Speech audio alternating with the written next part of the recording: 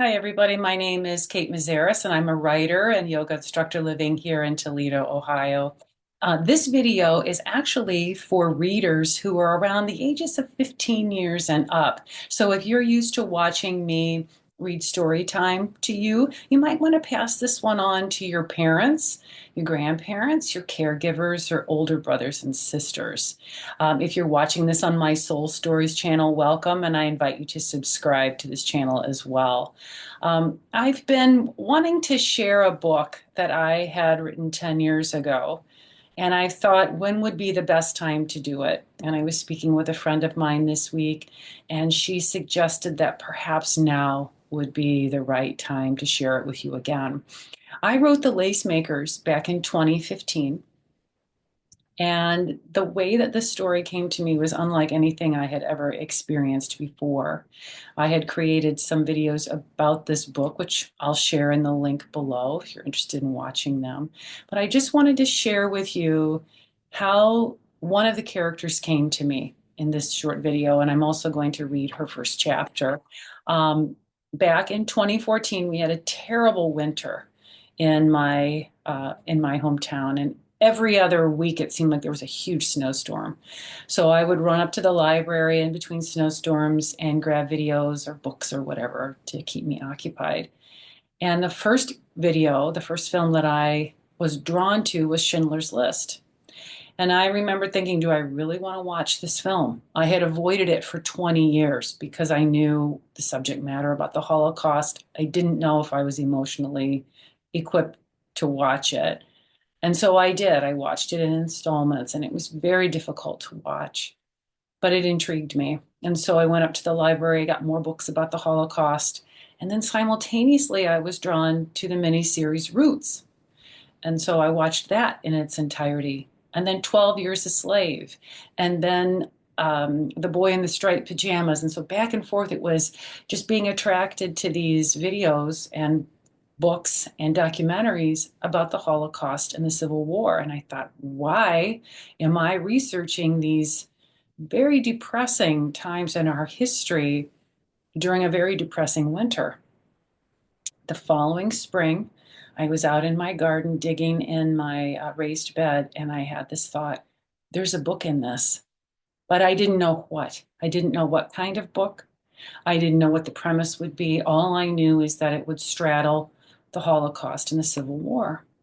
And as I was digging, I thought, I think it'll be female characters because female characters in history tend to be marginalized. We usually hear male voices and not so much female. Sometimes we hear female, but younger voices, children's voices, we don't really hear. So I thought the Civil War's character is going to be a girl living in slavery. The Holocaust character is going to be a young woman in a concentration camp. And one of the books that I was reading during that time was called A Day in the Life of Ivan Denisovich. And that was a book that I had read in college about I believe he's a Russian captive held in a concentration camp. And it was just one day of his life. I thought, fascinating to write this story on one day in each of these girls' lives. But which day? And I was talking to a friend of mine about this story and the premise, and he said, how about their last day in captivity, the day before freedom comes? That's intriguing. And so I had this idea that this little girl who's in slavery, her name was Emerald, and it would be the last day before the Civil War ended. And then for Karen, she's the young woman in the concentration camp at Bergen-Belsen. It would be the last day before that camp was liberated. And so the energy of the anticipation of freedom is there because they hear stories and they're aware of things that are in their environment. But how does that make them feel to know freedom is imminent? Um, but then what? And as I was kind of percolating on this idea, I had no idea where it was going to begin at all. When I've written novels in the past, the characters were a little more what I would call colloquial. Like they would be like anybody you would meet in your neighborhood or in your community. But these were very different. I'd never written historical fiction. And so I just let it sit because I thought, well, if I don't know what I'm going to write, I'm just going to leave it alone. And one night I was teaching a yoga class And at the end of the session, everyone was resting in relaxation or savasana, and the room was very quiet. And I just was very quiet listening to the silence. And all of a sudden, I intuitively heard this voice in my mind. And it'll sometimes come to me when I'm writing a story. I'll kind of hear the character and I'll just write what they say. This was different. This was very direct. And I heard this young girl say, the sun rising over the barn where the cows moaning to get milked. The air sharp like little pins and needles where my arms be peeking out of my shaw. I thought, what is that? I think it was like the sun is rising like an egg yolk or something like that. I can't remember. I thought, what is that? And this character said, I'm Emerald, write it down. That was bizarre to me, but I wrote it down. I wrote down the lines that I could hear in my imagination. My yoga students ended up leaving the studio, and I came downstairs to my office. And this has never happened before or since. But I sat down and I wrote the first chapter in 40 minutes. And I'm going to read that for you in just a moment. But it's basically untouched from 10 years ago when I wrote that first chapter. I could not believe how quickly and easily that came. So I want to talk a little bit about the dialect. I hesitated writing this book as a white woman because this is obviously a woman of color, and I wanted to be very respectful to the Black culture. I don't pretend to speak for anyone else's life. I can't imagine anyone's life but my own. I only know what it is like to be a white woman in America. So, what I have said to kids, I've talked about this book with kids in junior high and high school, and they ask me, how did I write it? Because the dialect is um, very accurate for the time. I said, I don't know how I wrote it. I just heard her. And one young woman asked me, of all the books I've written, who's my favorite character? And I said, Emerald, because she came through so clearly to me in a way that I didn't expect. And I love her spirit. I love her heart. Um, and I wanted to do right by these characters by doing the research. And so I actually wrote the first two chapters. And then I put it down for a while because I wanted to go back and research that time to make sure that I was telling their stories accurately to what actually happened then. And then as I picked up the story, Emerald Spirit, the creative process really buoyed me to write this book that is it's very harrowing because it accurately reflects what was actually going on then. So I want to share Emerald's first chapter with you. In another video, I will share Karen's first chapter, but I hope you can hear her voice. It's not my voice. I write for the characters. So I hope you enjoy this first chapter of The Lace Makers. I'm just going to I'm just going to share the book cover with you as I read this story.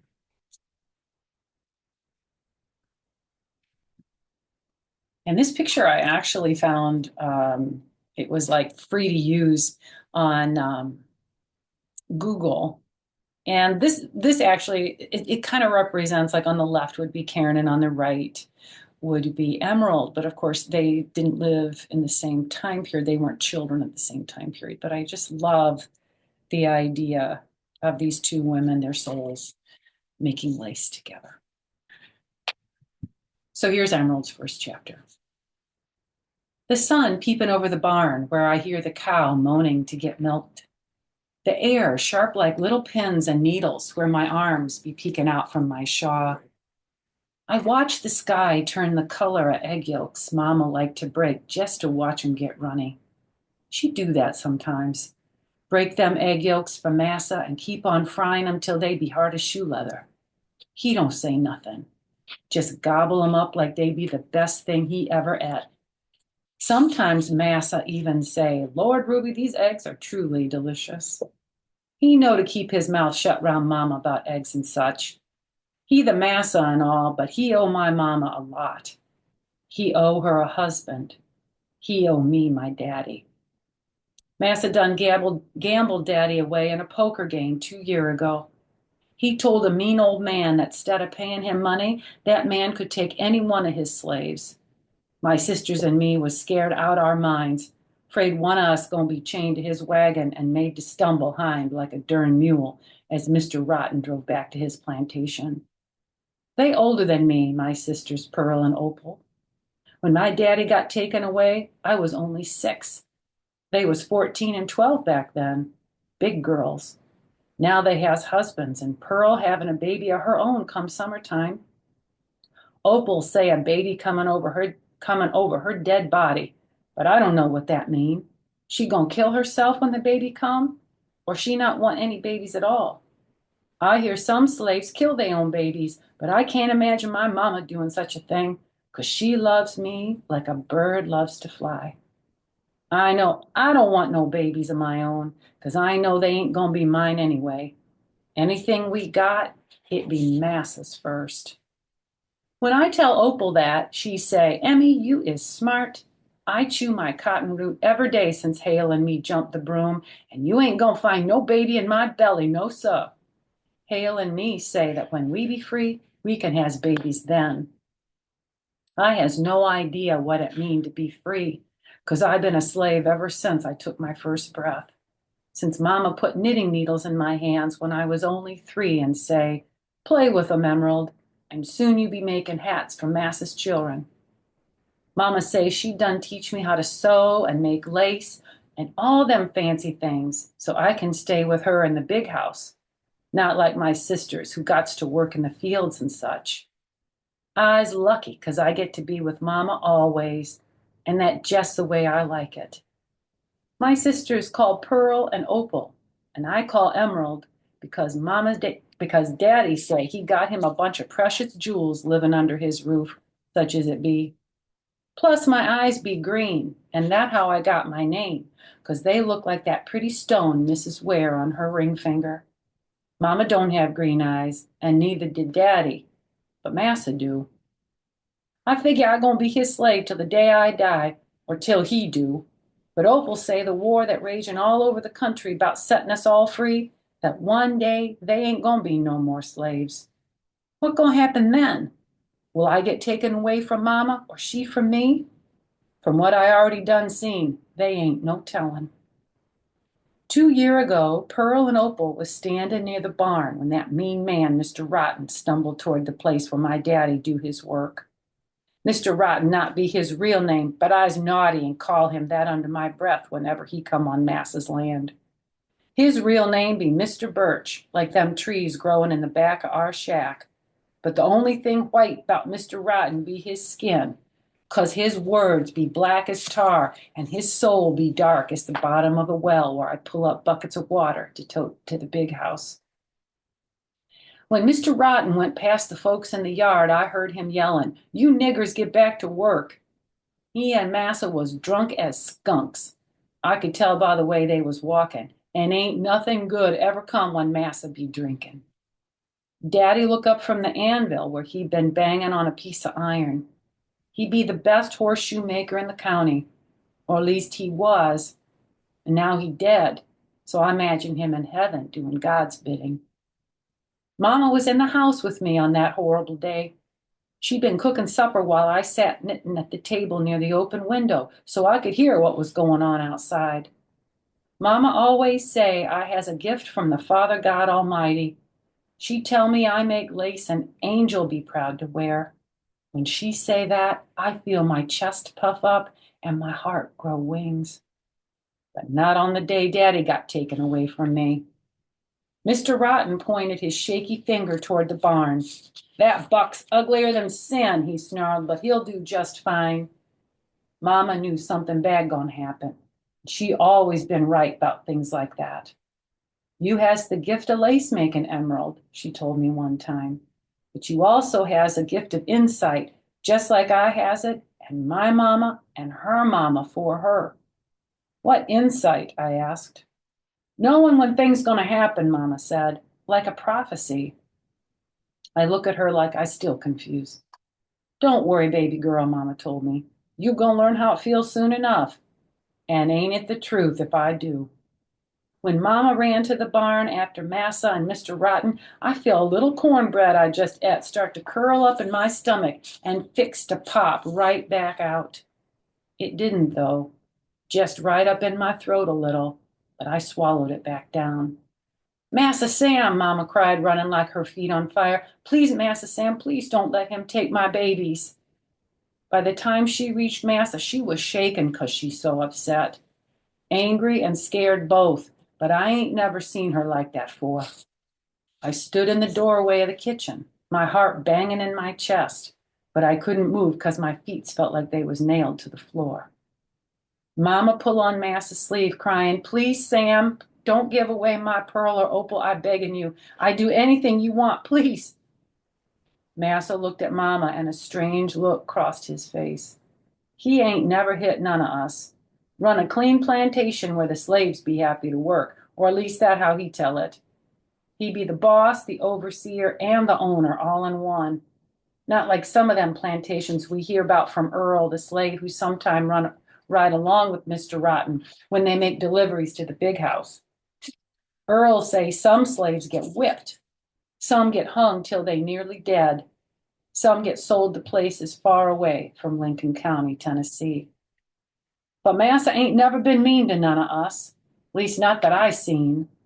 When he been drinking, it always be Missus he take his anger out on, and I feel right sorry for her. But when Mama begged Massa, I know she done embarrass him in front of Mr. Rotten. Maybe he gonna hit her now, I thought. But I ain't never seen no whipping on Settler's plantation, no hanging neither.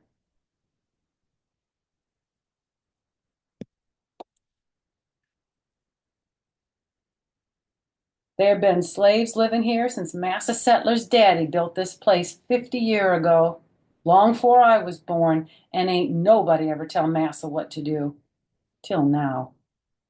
When Mama thought Pearl and Opal gonna be taken away, she screeched like the devil and pulled on Massa's sleeve. She screamed, she cried, she begged something fierce. You got yourself one righteous nigger, Samuel, Master Rotten said, his voice all mean like. But I do look like a spitfire. Maybe I'll change my mind about that buck. It then I think Mr. Rotten gonna take my mama. So I ran to her side and grabbed her skirt, holding on tight. Mama, I cried, don't let them take you away. Massa looked at Mama, and his eyes be wet with tears. You and your girls aren't going anywhere, Ruby. You have my word. Mama fell at his feet, taking me right on with her. Thank you, Jesus, she wailed. Thank you, Sam. But when she dried her eyes enough to look up, she see my daddy be talking to Massa and Mr. Rotten. Daddy's eyes was filling up. He bit his lip. His shoulders shook. Massa, I heard him say, the words sticking in his throat. Massa, please don't do this. I'd do anything you want. I'd do anything. Work like a dog all winter long. You can hire me out to Mr. Massa Birch here. I go to his place to work and then come back and be with my Ruby and my children. Massa Settler shook his head. And I know this be the end. And I ain't never gonna see my daddy again. By the way Massa looked at Mama, I know he feel he gonna owe us plenty for what he just done. Daddy didn't fight. He didn't do nothing but hug Mama, hug Pearl, hug Opal, hug me. He whispered in my ear, baby girl, you and I gonna see each other again. We is, I promise. I gonna get free, and we all going up north once this war be done. I gonna come back for all ya. I didn't say nothing.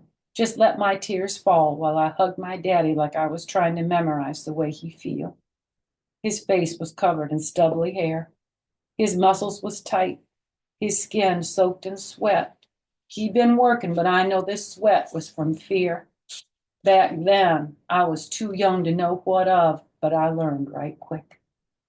Daddy tried to get free too soon. He run off once and get his back whipped something awful. He run off again and get hung from a rope till his tongue turned black. The third time he tried to run and come back to us, Mr. Rotten said he done had enough of my daddy and hang him till he dead. Every day since then, I was scared he gonna come back and take Mama too. But Earl say now Daddy in heaven watching us every day. Him and Jesus both, he told me, while he be drying my eyes. They ain't gonna let nothing bad happen to you or your sweet Mama. Poor Earl got whipped for crying when Mr. Rotten killed my daddy. I heard it right from the dern horse's mouth, 'cause Mr. Rotten bragged about it to Massa. He say any slave who spill a tear for another deserve to suffer a little too. I know Mr. Rotten be the devil right here on earth, and he gonna suffer plenty on the other side, when hell be the only place wicked enough to hold him. Now the sun rise higher over the barn, and I hear a shrill whistle in the distance, a shrill train whistle in the distance. Shivering in my shawl, I head to the big house where Mama be waiting on me to help cook breakfast. It be early April or so, Mrs. Settler say. She ought to know, got her nose stuck in books and calendars all day long. Mrs. teach me all kind of things, like I know it be the day after Palm Sunday, and that be the celebration of Lord Jesus when he come to Jerusalem, and all of them folks be waving palm branches and yelling stuff like Hosanna and blessed is he who come in the name of the Lord. I read all about that in Mass's big Bible. I can read and write good as his kids, even though that against the law. Mrs. Settler could get in a heap of trouble if anyone find out. So I keep my mouth shut and my eyes busy whenever she hand me a book. Massa and Mrs. Kids, little Sam and Mary Bell, be round the same ages as me, and we all learn together. Mary Bell be better at learning figures, but little Sam and me be quick as lightning with new words. Miss is nice to me and all, but I know my place in the order of things round here. Every time I finish my lessons, Mrs. say, "Now, Emerald, please go fetch me a cup of tea." She ain't never asked her kids to do nothing but put they books back on the shelf where they go outside to play. Mama say I may be Mrs. Settler's student, but I always gonna be her slave first. No matter how smart I is, I still gonna be colored till the day I die. But then Mama say not to worry about such things. You can't change nobody's mind but your own, she tell me. So keep reading and learning so you can keep on changing for the better. So I do. Just last night, I finished the second McGuffey reader. I read all about Jimmy getting up in the morning. The sun is just peeping over the hills in the east, it'd say. I memorized them words so I can repeat them back to myself while I knit or sew or dust or sweep. Never forget before you leave your room to thank God for his kindness.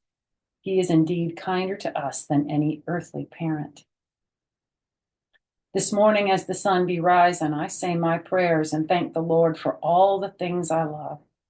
Mama and my sisters, my lace making and reading, all the things I be learning. And like always, I thank him for it being one day closer to when I gonna see my daddy again. Then I walk to the kitchen where I know Mama gonna be breaking Mass's egg yolks and he gonna be eating them like they fit for God himself. There's a little introduction to Emerald's voice. As I was reading that to you, I was remembering all the things that I learned about the Civil War and the fact that slaves, the people who were slaves, were treated like chattel. A lot of them were sold. A lot of them were traded with no, not a thought to what it would do to the families that were torn apart. They were just ejected from the home that they'd only ever known and sent elsewhere. And so as we are going through this time in modern history, the lessons of the Holocaust and the Civil War echoing back to us in ways that are terrible and reminiscent of the things that our country has already gone through. I think about America and the world. We have a long history, but a short memory. And it's time for all of us to revisit the places in our past, to learn from it, so that we can stop history from repeating itself. So thank you so much. If you're still listening, I appreciate your time. I'll be reading Karen's chapter in a later video. And if you like this video or if you think it's meaningful, please share it with anyone, with teachers, with schools, with family, with friends, with children who are just learning about the Holocaust and the Civil War, maybe at school. It's important that we all remember the truth of what happened in our past. Feel free to contact me. I'm going to put my contact information in the video description below. You're more than welcome to reach out to me if you're interested in having me come speak about this book. I can do that. I could Zoom in with you. If you're in the Northwest Ohio area, I'd love to come out to your school or your group and meet with you in person about this book and my research in these two areas of our world's history. So thanks again for listening. I look forward to sharing more of the lace makers with you in the future. Take care.